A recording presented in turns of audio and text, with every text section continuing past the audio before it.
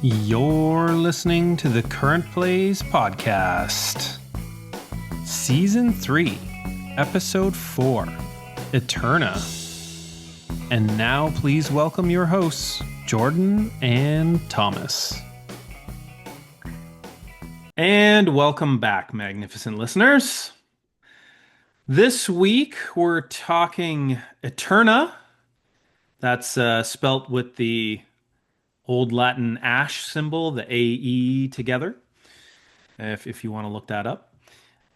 Designed by Martin Wallace, and I believe this one's published by Ares Games. Am I correct about that? Yeah, that's right. Yeah, for sure. I'm trying to find the box. Oh, yeah, it's in my Roman theme section. But yeah, Oh, Aries there you Games. go. Yeah.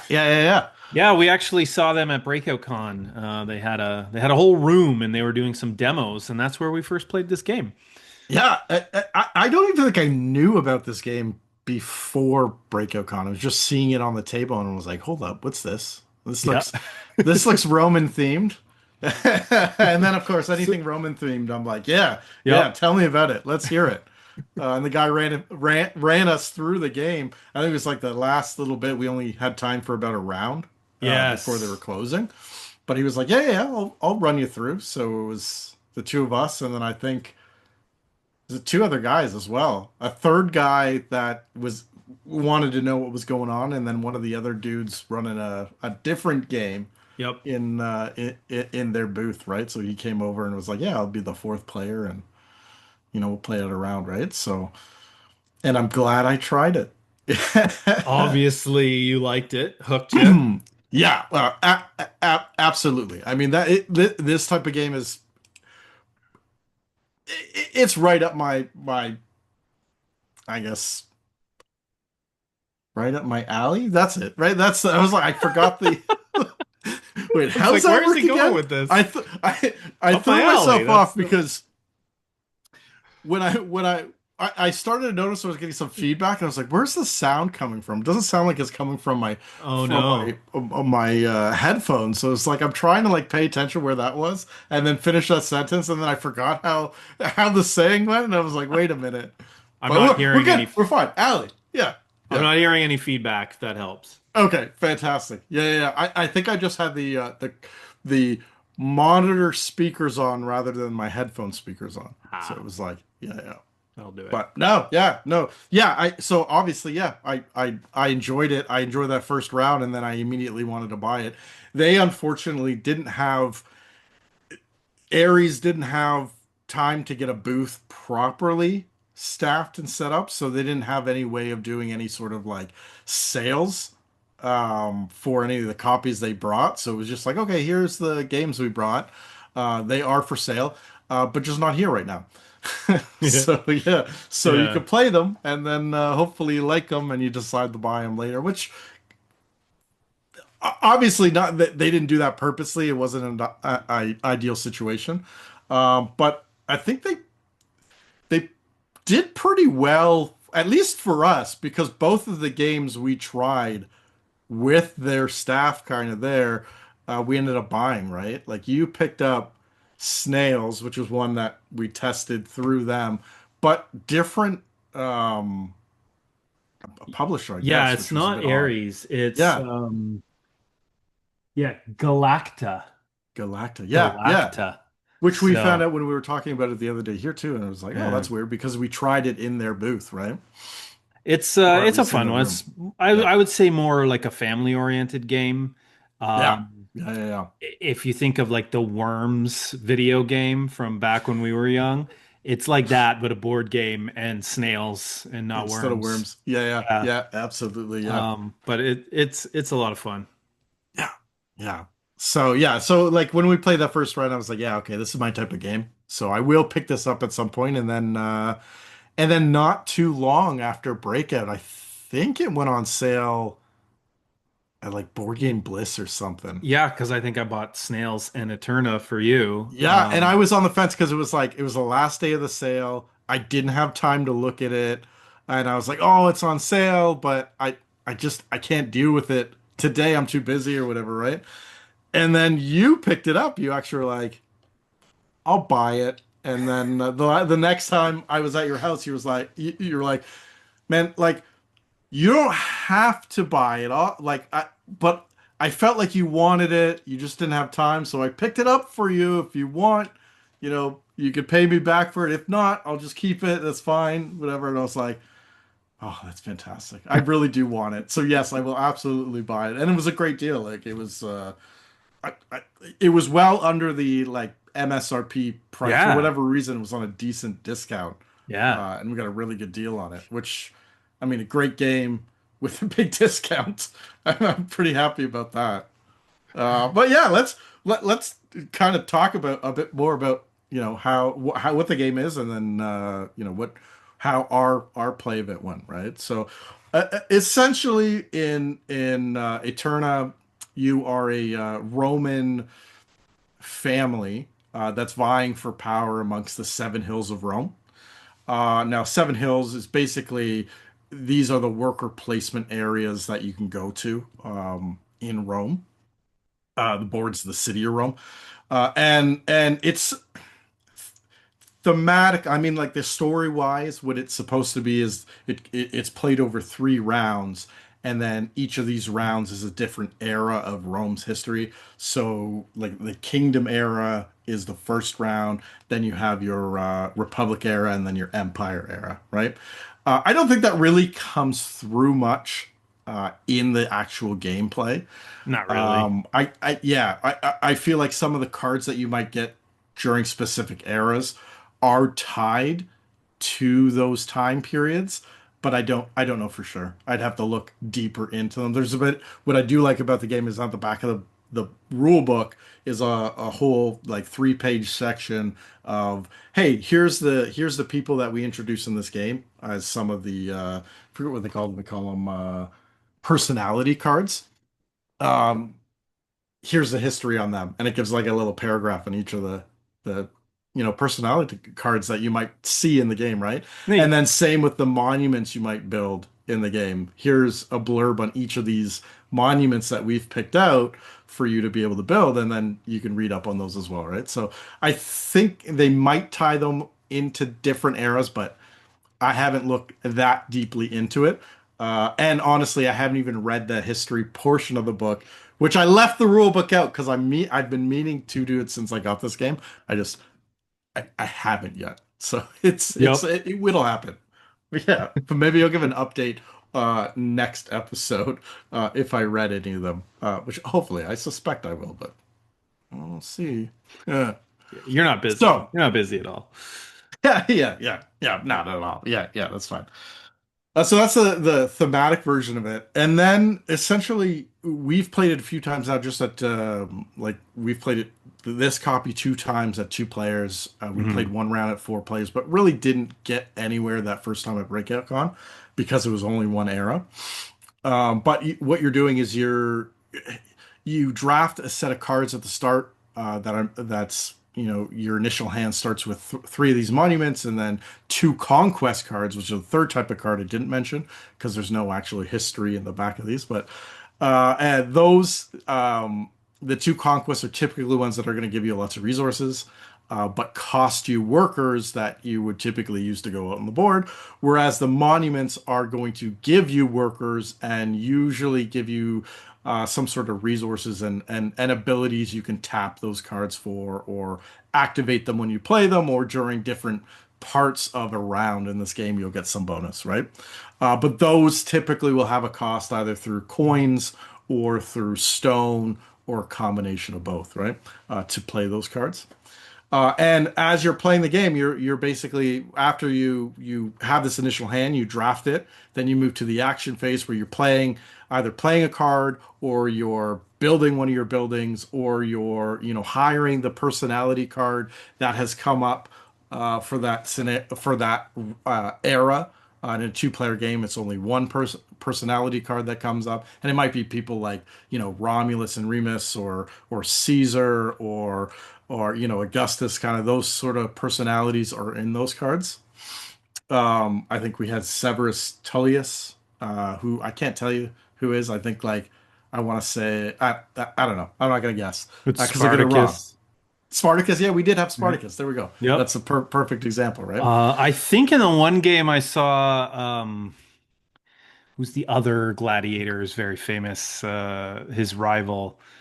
Oh, yeah, like Uh, Crixus. Crixus, Yeah, yes. nice. I Yeah, think I yeah, saw yeah. him, and then we saw um uh I'm failing miserably here. Uh the Like Emperor. Hadrian's in there. Oh, Hadrian's in Yeah, there. I'm looking at the back now. Yeah, there's a Anyway, bunch of cool figures from history. yeah, cool figures. Yeah, Yeah. exactly. From the Roman history, right? Yeah, and then that's the bulk of the game. And as you're putting out workers, you're trying to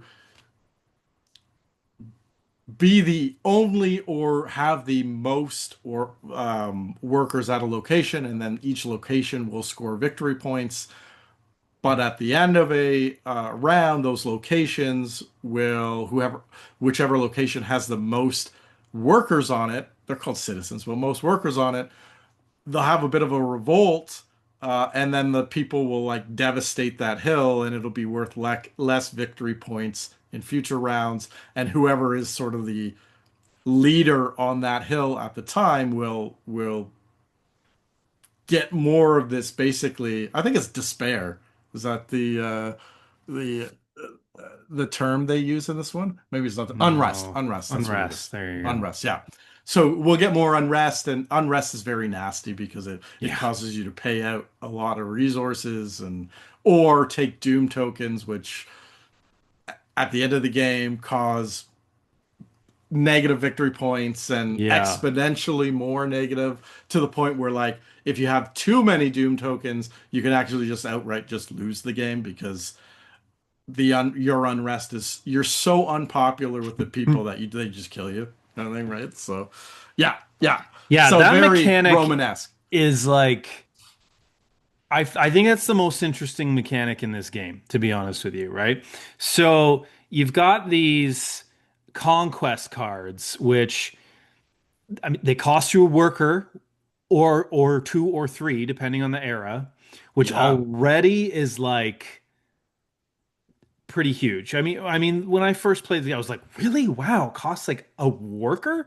And then depending on what's out on the board, it might be difficult to get those workers back, right? Or to like to get more workers as a resource, if you think of it that way, right? But you get all kinds of like that is the most efficient way to get resources in. yeah, yeah, absolutely. But it it causes a lot of unrest. Who knew going to war causes unrest? And that unrest can be so punishing. And then, like you said, if you take too much, you can just flat out lose the game, which I think if they didn't have that in there, you could maybe play it like, okay, you're playing these conquest cards.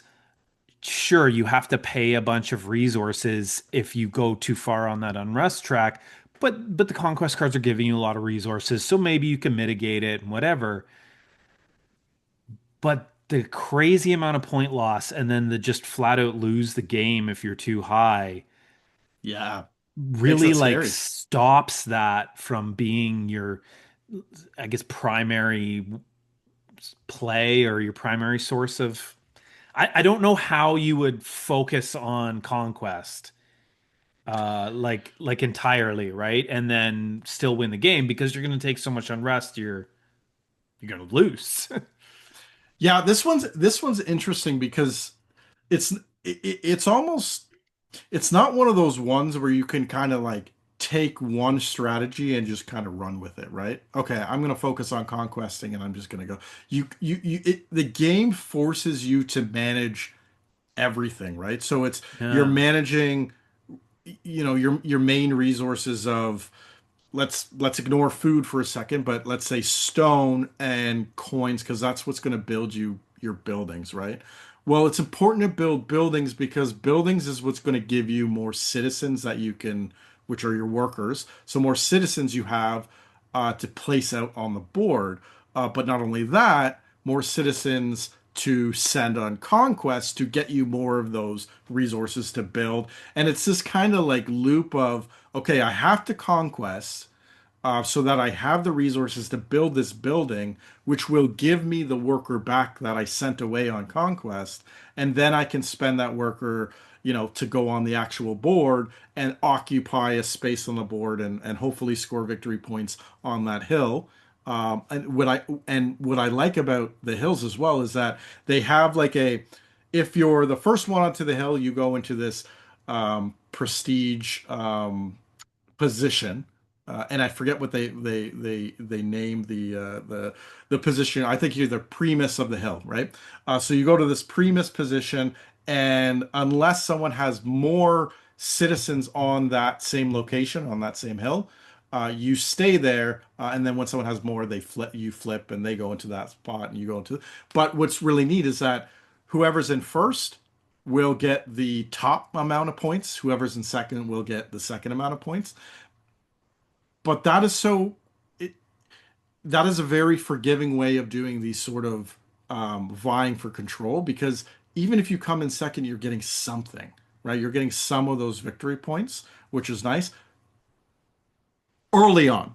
Because what can happen is as that unrest happens and the revolts happen on those hills, and the top victory point spots get basically destroyed by the mob, you have less spots to score. So by the end of it, one of our hills, I think, was only scoring for whoever was in the first position on that hill, right? And Yeah. then if you were second on it, there's no points for you. And then even the first player was like, "Oh, I'm only getting one victory point for playing my worker," Yeah, right? So yeah. it quite quickly we went from spaces that were giving you 7 victory points for being in that first position down to, I think it was 2 victory points um, after all the devastation happened, kind of thing, right? So Yeah. that's a big drop throughout the game, right? So it's important, almost important early to get on the board early in the first round, but you run the risk of revolts hitting you and piling up your unrest. So, like I said, like what I said at the start, it's this management of all the aspects. You're trying to manage your unrest. You're trying to build buildings so that you have actions and it gives you access to more workers. Then you're trying to manage going on conquest using those workers there to get back victory points. But sometimes the conquest will increase your unrest. So it's that circle. And then on top of that, you have food that all the citizens that you still have basically on the board and not played out yet. The ones that are in conquest, you're fine. You don't have to worry about them. You have to pay food for the remaining of the remainder of the workers. And if you can't, more unrest for you, right? Yep. So yeah, you're trying to you can't focus on one thing. You have to focus on everything, and it's very difficult to, especially when there's manipulation happening in the board too. And this is another thing that I like about this is as you play, because you're going back and forth for turns, one person eventually runs out of things that they can do, and then they go, okay, I pass a turn.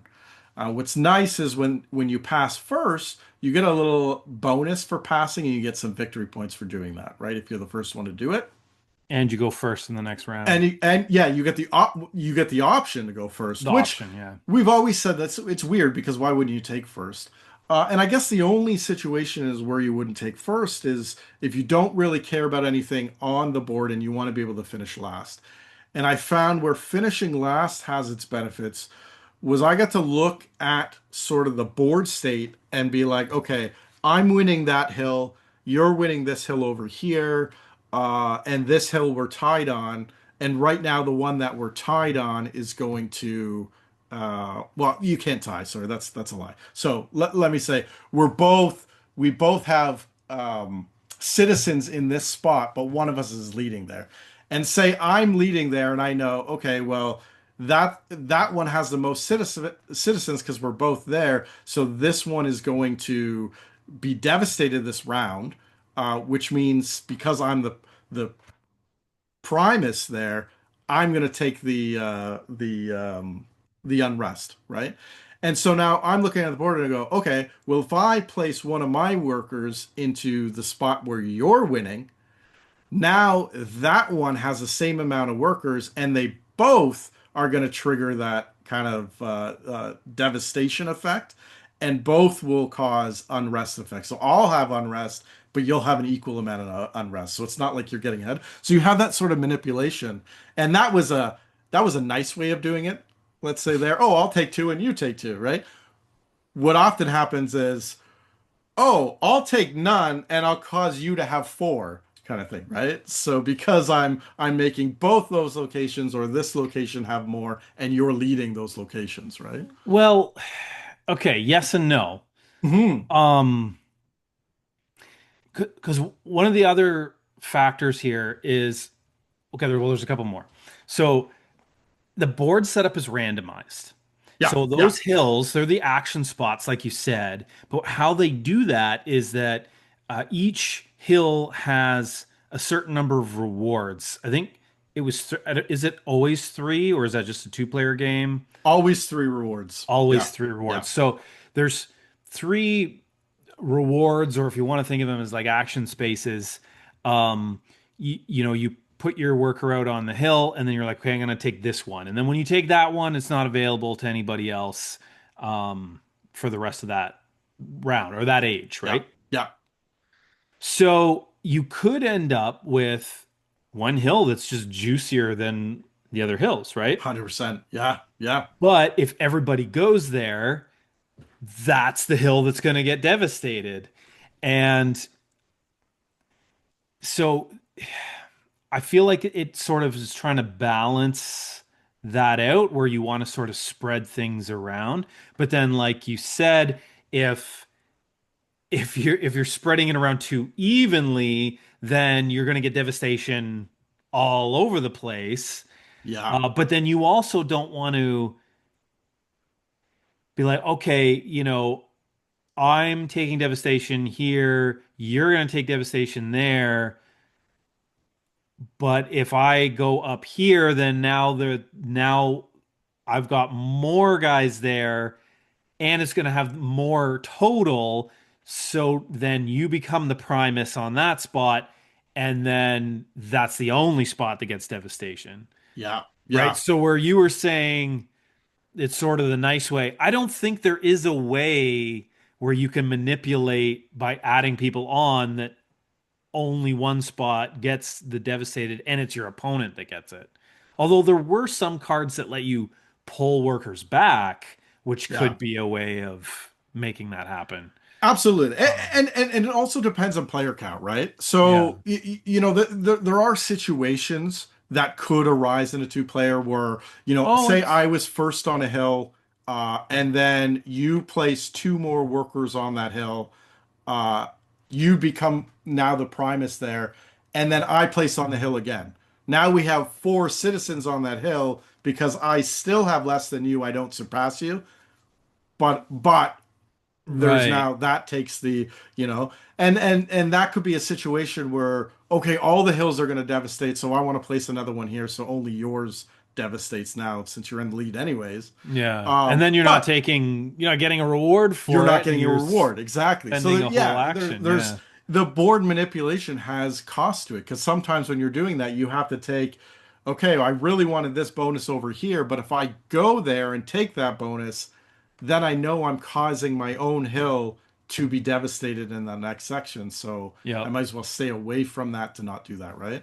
And there was a point where, like, I watched you on some of your turns. You had your workers, and you were like, "I'm not going to place this out because I'm just going to hurt myself more if I place this citizen out, rather than place it out, get a small benefit, and then get hammered with the devastation on the next part of that round, right?" Yeah. Yeah. So yeah, I really like that it has all these things that you're sort of focusing on the devastation aspect, the where you're placing them, and then there's a center section too that I often forget about. But if you have extra excess workers, sometimes it's nice to place there.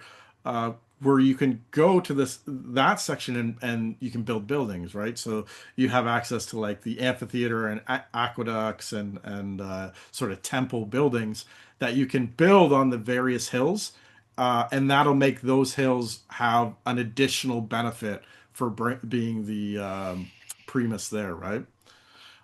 Which is a neat aspect as well. It scores you points, but again uses up your stone, and resources are tight in the game, and they remain Yep. tight the entire time. And especially from round to round, you don't know what you're heading into, so you kind of want to go into a round kind of flush with resources, but it's not possible sometimes, Yeah. right? Yeah. Like yeah, and we both found that out after the first round. We were like, wow, just to play optimally here, we both were down to very few.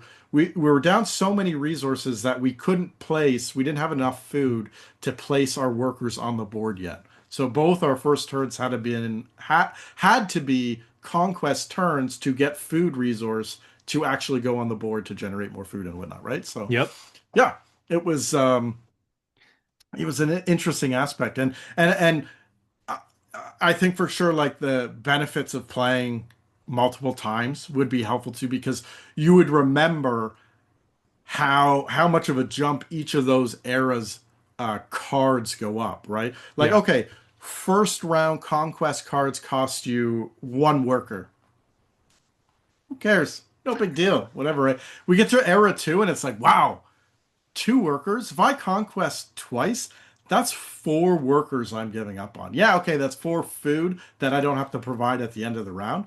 But still, that's four workers that, like, I'm gonna have to replace them somehow with playing other cards to get workers. And sometimes hills will have a bonus that give you a worker, but that's a heavy cost. And then you get to round three and it's three, and it's like once. I'll conquest once, and that's it. Yeah. Right? Like I can't if I do like six workers, no, there's no way. And I want to have presence on the board to get, points up the hills. Yeah. It would be too difficult, right? Well, because Uh, the buildings too, like you can build a building and you put it on a hill, but it's whoever's the primus there gets yeah, the bonus, right? So there's one that gives you 2 points, there's one that gives you two food, and there's one that removes two unrest, if I yeah, remember that yeah, yeah. correctly. That's right. So like if you put down a building, like you better be sure that you're winning primus on that hill. And then Yeah. the next era, it's completely up for grabs, right? Oh, So yeah, you yeah, could just be absolutely. Yeah. benefiting your opponent. So the You're making that hill more juicy for anybody to go after, right? right. Um, which, yeah, I don't know. It's another thing to manage, right? Because you're like, okay, well, I did all this work to make it.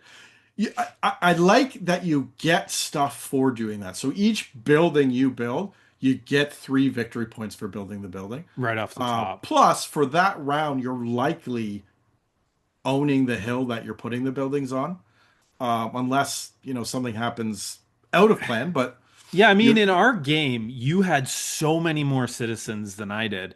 So yes, you just like you held back, you built buildings, you conquested where you could, you delayed going out on the board as long as possible. And then I was like taking my turns quickly. I even had a card that gave me an extra action on my turn. So, yeah, because I was trying to get out first so that I could get the bonus points, right? And then so but I couldn't get citizens. And so I was working with like one or two citizens the whole game.